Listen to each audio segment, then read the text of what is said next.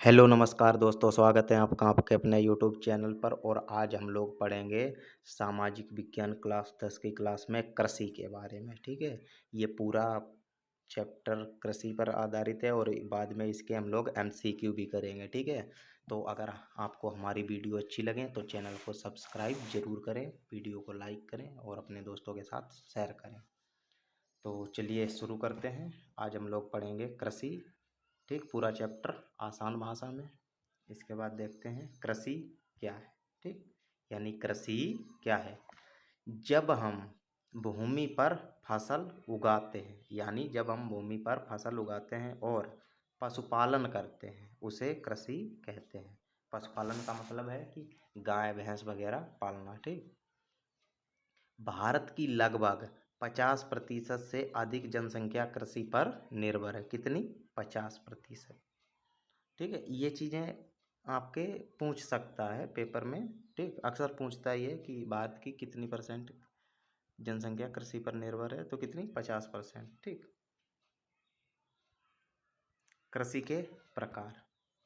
आदिम निर्वाह कृषि। क्या? आदिम निर्वाह कृषि। इसमें कौन से आते हैं? छोटे क्षेत्र में खेती, छोटे क्षेत्र में खेती और पारंपरिक औजार। ठीक, पारंपरिक औजार। उदाहरण: झूम खेती। ठीक है, झूम खेती।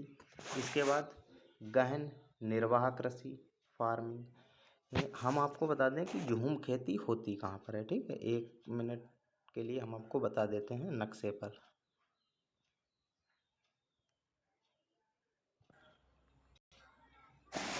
देखिए, झूम खेती के बारे में हम बता दें आपको। झूम खेती होती है पूर्वोत्तर के राज्यों में। ठीक है, यानी पूर्वोत्तर के राज्यों में। देखो, हम आपको बता दें कि आप लोगों को हमने पढ़ाया था मैप में, ये उत्तर दिशा है, उत्तर, ये दक्षिण दिशा है, ये पूर्व दिशा है और ये पश्चिम दिशा। ये हमारी मेजर दिशाएं हैं।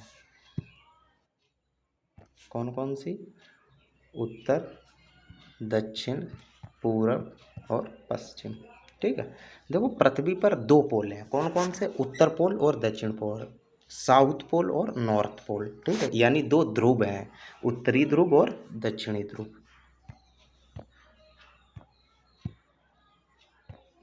जिसमें अगर देखिए, ये उत्तर दक्षिण है, उत्तर दक्षिण पूरब और पश्चिम। तो इस दिशा को कहते हैं उत्तर पूर्व, उत्तर पूर्व। इसे उत्तर पश्चिम, ठीक है, इसे दक्षिण पश्चिम और इसे दक्षिण पूर्व, दक्षिण पूर्व। ठीक है, तो ये उत्तर दिशा हो गई, ये दक्षिण दिशा हो गई, ये पूर्व दिशा हो गई, ये पश्चिम दिशा हो गई, ये उत्तर पूर्व दिशा हो गई। तो ये भारत को अगर इस तरीके से डिवाइड किया जाए तो ये उत्तर पूर्व में है। इसीलिए इन राज्यों को पूर्वोत्तर कहा जाता है। और इन्हें जब पूर्वोत्तर कहा जाता है तो इन्हीं 7 राज्यों में, कितने? 7 राज्यों में झूम की खेती होती है। ये कौन कौन से राज्य हैं, चलिए एक बार देख लेते हैं, क्योंकि यहाँ पर आपको आपका डाउट क्लियर करना जरूरी था। कौन कौन से हैं? अरुणाचल प्रदेश, असम, मेघालय, नागालैंड, मणिपुर, मिजोरम और त्रिपुरा। कितने? 7 राज्य। ठीक है, आपको पता चल गया कि झूम खेती कहाँ होती है? पूर्वोत्तर के राज्यों में। ठीक है, इन सभी की राजधानियाँ भी हमने आपको पढ़ाई हैं, जरूर देखें वीडियो। चलिए अब हम लोग अपने टॉपिक पर चलते हैं। ठीक है, छोटे क्षेत्रों में खेती, पारंपरिक औजार। उदाहरण: झूम खेती, यानी नॉर्थ ईस्ट है, पूर्वोत्तर वाला हिस्सा। अब गहन निर्वाह कृषि के बारे में हम लोग पढ़ेंगे। उत्पादन, ठीक, ज़्यादा उत्पादन होता है किसमें? गहन निर्वाह कृषि में। ठीक, इंटेंसिव फार्मिंग में ज़्यादा उत्पादन होता है, ज़्यादा श्रम और खाद का उपयोग हम लोग करते हैं। ठीक है, उदाहरण: उत्तर प्रदेश और बिहार में हम लोग, उत्तर प्रदेश और बिहार में फसलों में ज़्यादा से ज़्यादा लागत लगाते हैं, खाद पानी बीज अच्छे बोते हैं, जिससे कि ज़्यादा से ज़्यादा कृषि हो, ठीक, पैदावार हो, हमें बाज़ार में अच्छी कीमत पर हमारा अनाज बिके, जिससे हम लोगों के पास पैसा आ सके। ठीक है, इसके बाद वाणिज्यिक खेती, कॉमर्शियल फार्मिंग। बाजार के लिए खेती करते हैं, ठीक। मशीनों का उपयोग करते हैं, और ये पंजाब और हरियाणा में। बाजार के लिए खेती कहाँ होती है? पंजाब और हरियाणा में, ठीक। और गहन निर्वाह कृषि कहाँ होती है? उत्तर प्रदेश और बिहार में।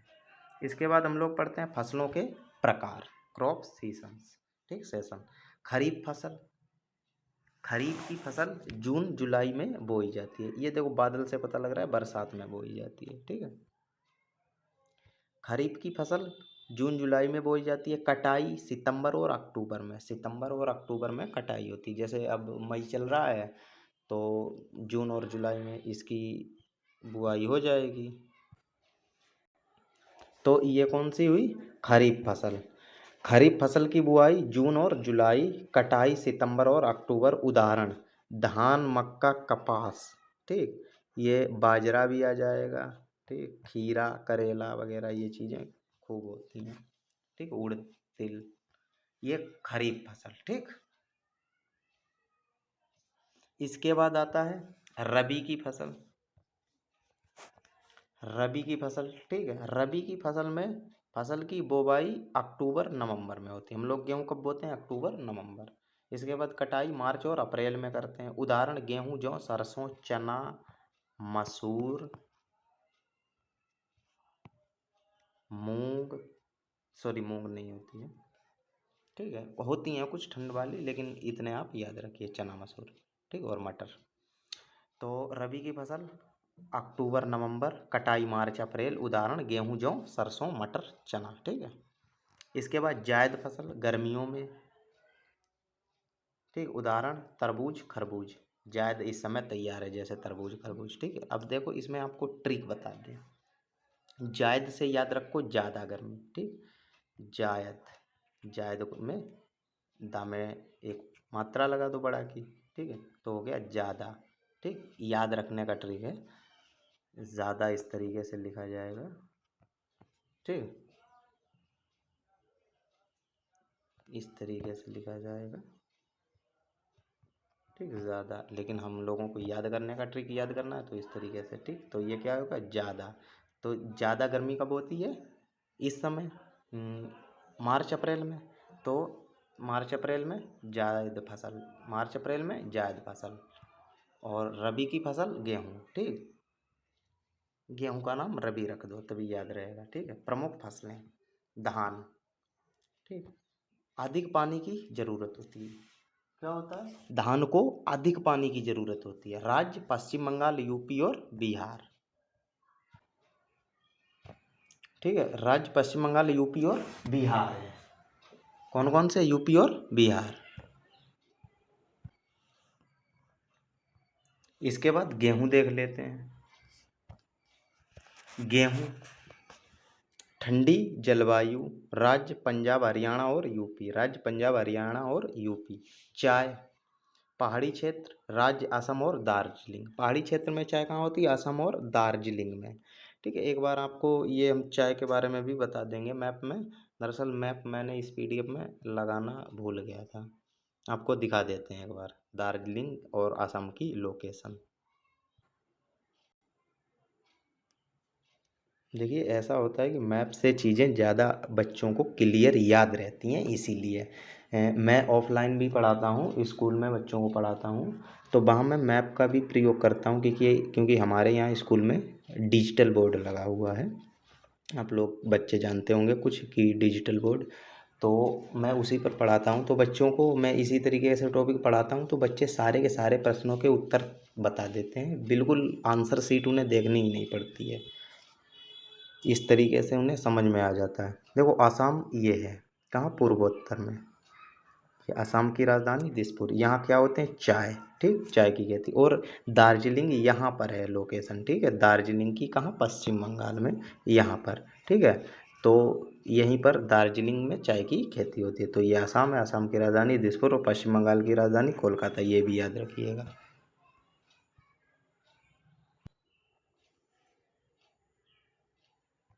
अब हम लोग देखते हैं कपास के बारे में। कपास किस लिए प्रयुक्त है? कपास कहाँ उपजाया जाता है? महाराष्ट्र और गुजरात में। किस कहाँ? काली मिट्टी में। किस मिट्टी में? काली मिट्टी में। कपास के लिए उपयुक्त काली मिट्टी, ये जरूर याद रखिएगा, प्रश्न आएगा। ठीक है। सिंचाई, जब पानी की कमी होती है तो कृत्रिम तरीके से पानी देना सिंचाई है। यानी फसल में पानी की कमी हो रही है तो किस तरीके से दिया जाता है? सिंचाई के माध्यम से पानी। प्रकार, नहर, कैनाल, ठीक है, नहर से, कुआं से, ट्यूबवेल से और ड्रिप सिंचाई। देखो आपको पता होगा कि नहर से सब लोगों ने देखा, कुआं भी देखा, ट्यूबवेल भी देखा जो सरकारी होते हैं। ड्रिप सिंचाई के बारे में आपको बता दें। देखिए ड्रिप सिंचाई दरअसल ऐसा है कि ड्रिप सिंचाई एक सिंचाई है जिसमें जैसे ये मान लीजिए ये पेड़ है, ठीक, ये मान लीजिए हमारी फसल है, ठीक है, तो एक पाइप लगा हुआ है, ठीक है, इस तरीके से पाइप आया हुआ है और इस तरीके से पाइप निकाल के इस तरीके से लगा दिया गया और इधर भी फसल है इधर भी, तो इस तरीके से पाइप के द्वारा वर्षा की जाती है पौधों के ऊपर, तो उसे ही कहते हैं ड्रिप सिंचाई। ठीक है, इतना आ गया आप लोगों के समझ में। अब हरित क्रांति के बारे में। हरित क्रांति क्या है? 1960 के बाद नई तकनीक से उत्पादन बढ़ा। यानी हरित क्रांति में 1960 के बाद हरित क्रांति आई, उसके बाद नया उत्पादन बढ़ा। ठीक, किसका? गेहूं का। सबसे ज़्यादा गेहूं पर जोर दिया गया, राज्य पंजाब और हरियाणा, क्योंकि हमारी गेहूं मुख्य खाद्यान्न फसल है। ठीक, समस्याएं क्या क्या हैं? वर्षा पर निर्भरता। भारत में कृषि करने वालों के लिए समस्याएं अनेकों हैं, लेकिन सबसे ज़्यादा बड़ी समस्या है कृषि पर निर्भरता, क्योंकि कृषि पर निर्भरता बहुत ज़्यादा उनके लिए बन जाती है एक सिर दर्द। ठीक है, इसके बाद छोटे खेत हैं, गरीब किसान हैं, आधुनिक तकनीक की कमी है। ये चीज़ें आपको बहुत ज़्यादा हेल्प करेंगी वहाँ पर जहाँ आप हाई स्कूल में जब आंसर लिख रहे होंगे, तो आपको ये छोटी छोटी बातें याद होंगी, तो आपको बिल्कुल भी प्रॉब्लम नहीं होगी आंसर लिखने में। ठीक है, आप वीडियो देख लीजिए, उसके बाद जो भी आपके मास्टरमाइंड या विद्या के जो भी आपके मॉडल पेपर आते हैं आप वो पढ़ लीजिए आराम से, आप बहुत अच्छे से मार्क्स से पास हो जाएंगे। एग्ज़ाम के लिए इम्पोर्टेंट टॉपिक्स, देखिए ये टॉपिक्स हैं, ये सब कराए जाएंगे, मैं आपको बता देता हूँ। जैसे खरीफ, रबी और जायद फसलें जरूर याद करें। खरीफ, रबी और जायद फसलें जरूर आप याद करें, एक प्रश्न यहाँ से पक्का। फसल राज्य मैचिंग क्वेश्चन आते हैं, ठीक, ये हमने पढ़ा भी रखा है आपको पिछले वीडियो में। मानचित्र, मैप वर्क बहुत इंपॉर्टेंट, हमने मानचित्र भी आपको पढ़ा रखा है। ठीक, हरित क्रांति से अक्सर प्रश्न पूछा जाता है, ये भी पढ़ा देंगे। ठीक, पढ़ा भी दिया है, इसमें थोड़ी थी लाइनें और बाकी हम आपको अलग से भी पढ़ा देंगे इसके बारे में। अब हम लोग देखते हैं MCQ। अब हम लोग नई तरीके से एक शुरू कर रहे हैं कि हम लोग एक टॉपिक पढ़ेंगे, एक टॉपिक, और उससे संबंधित जो भी हमारे प्रश्न पढ़े बनेंगे 10 20 30, वो सारे के सारे प्रश्न हम लोग हल करेंगे। तो चलिए शुरू करते हैं। प्रश्न है, भारत में अधिकांश लोग किस पर निर्भर हैं? भारत में अधिकांश लोग किस पर निर्भर हैं? उद्योग पर, व्यापार पर, कृषि पर, सेवा पर, किस पर? बताइए आप लोग आंसर। किस पर? कृषि पर। भारत में अधिकांश लोग किस पर? कृषि पर निर्भर हैं, 50% से ज़्यादा। ठीक है, इसके बाद झूम खेती कहाँ की जाती है? उत्तर पूर्व भारत में। कहाँ? उत्तर पूर्व भारत में। असम की राजधानी कहाँ है? आप लोग हमें कमेंट बॉक्स में ज़रूर बताएं। खरीफ फसल कहाँ बोई जाती है? सॉरी, खरीफ फसल बोई जाती है यानी किस ऋतु में? खरीफ फसल कब बोई जाती है? वर्षा ऋतु में। कब? वर्षा ऋतु में। खरीफ फसल वर्षा ऋतु में। सर्दी में कौन सी फसल बोई जाती? देखिए सर्दी में रबी फसल, सॉरी राबी लिख किया, रबी। ठीक, गर्मी में जायद, वर्षा में खरीफ। ठीक, रबी में कौन कौन? गेहूँ। ठीक, गर्मी में कौन कौन? खीरा, तरबूज, खरबूज, और वर्षा ऋतु में धान, गेहूँ, गन्ना, सॉरी धान, और ठीक, और जो भी खीरा, करेला, मूंगफली है वो सब। इसके बाद रबी फसल की कटाई कब होती है? रबी फसल की कटाई यानी किसकी? गेहूं की कटाई पूछ रहा है, और चना मसूर क्योंकि रबी के अंतर्गत जो फसलें आती हैं उनके बारे में पूछा है। कब होती है रबी फसल की कटाई? मार्च से अप्रैल। ठीक है। इसके बाद जायद फसल उगाई जाती है। जायद फसल हमने आपको याद रखा था, ज़्यादा गर्मी, ज़्यादा गर्मी। जायद कहाँ होती है? गर्मी में। ठीक। जायद में कौन कौन आता है? तरबूज और खरबूज। आप लोग बिल्कुल ये रट जाइए, यहाँ से प्रश्न खूब आएंगे आपकी परीक्षा में। खरीफ फसल कौन सी है? देखो, जब आपको ऑप्शन डायरेक्ट ना पता हो तब आप लोग ये तरीका अपनाया कीजिए। जैसे आपको खरीफ की फसल पूछा है, तो खरीफ की पूछा है तो इसमें 3 ऑप्शन एक जैसे होंगे। देखो, गेहूं कब की फसल है? रबी की। गेहूं रबी की है। जौ रबी की, भाई गेहूं के साथ में बो देते हैं। सरसों रबी की। तो ऑप्शन क्या बचा? सी, धान। धान क्या है? खरीफ की फसल। गेहूं किस प्रकार की फसल है? इसमें भी वही ट्रिक हम लोग अपनाएंगे। खरीफ में कौन सी होती है? खरीफ में धान, जायद, ज़्यादा गर्मी, तरबूज खरबूज। नकदी के कोई मतलब ही नहीं बनता। ठीक। रबी। गेहूं किस प्रकार की फसल है? रबी। कपास के लिए उपयुक्त मिट्टी कौन सी है? काली मिट्टी। कहाँ? महाराष्ट्र और गुजरात। चाय उत्पादन के लिए प्रसिद्ध राज्य कौन सा बताया था? आसाम और दार्जिलिंग सिक्किम। सॉरी, दार्जिलिंग पश्चिम बंगाल। ठीक। आसाम है चाय उत्पादन में सबसे प्रसिद्ध, याद रखिएगा। हरित क्रांति का संबंध किससे है? फसल उत्पादन। हरित क्रांति सबसे अधिक किस फसल में सफल रही? किसमें? गेहूं। किसमें रही? गेहूं में। कपास, काली मिट्टी, धान, खरीफ। ठीक। इस तरीके से याद रखिए। सिंचाई का अर्थ है, सिंचाई का अर्थ है पानी देना। सिंचाई का साधन नहीं है, क्या है? ट्रैक्टर, क्योंकि ट्रैक्टर से हम लोग खेत जोतते हैं। नहर, कुआं, ट्यूबवेल, इन सब से तो पानी देते हैं। वाणिज्यिक कृषि का उद्देश्य? बाजार में बिक्री। आदिम कृषि में उपयोग? आदिम कृषि में प्रयोग पारंपरिक औजारों का। ठीक। पारंपरिक औजारों का। B option. भारत में सबसे अधिक धान उत्पादन कहाँ होता है? तो हमारा ऑप्शन होगा बी, पश्चिम बंगाल। ठीक। हमारा ऑप्शन बी, पश्चिम बंगाल। गहन कृषि में क्या अधिक होता है? तो गहन कृषि में क्या अधिक होता है? ऑप्शन बी, श्रम। क्या होता है? श्रम। आप लोग वीडियो को लाइक किया कीजिए, शेयर किया कीजिए दोस्तों के साथ। बहुत मेहनत लगती है ये सब टाइप कराने में, ठीक है, करने में, और आप लोगों के लिए इतना कुछ कर रहे हैं। आप लोग कम से कम एक सब्सक्राइबर तो बढ़ा सकते हैं ना। अपने स्कूल में अपने दोस्तों से शेयर कीजिए ये वीडियो। 18 नंबर प्रश्न है, जायद फसल है कौन सी? देखो, अब इसमें रबी की फसल कौन सी है? गेहूँ। रबी। ठीक। सरसों रबी। धान खरीफ। धान खरीफ। तो तरबूज क्या हुआ? जायद, ज़्यादा गर्मी। ठीक। कृषि की सबसे बड़ी समस्या क्या है? वर्षा पर निर्भरता। ठीक। कपास किस प्रकार की फसल है?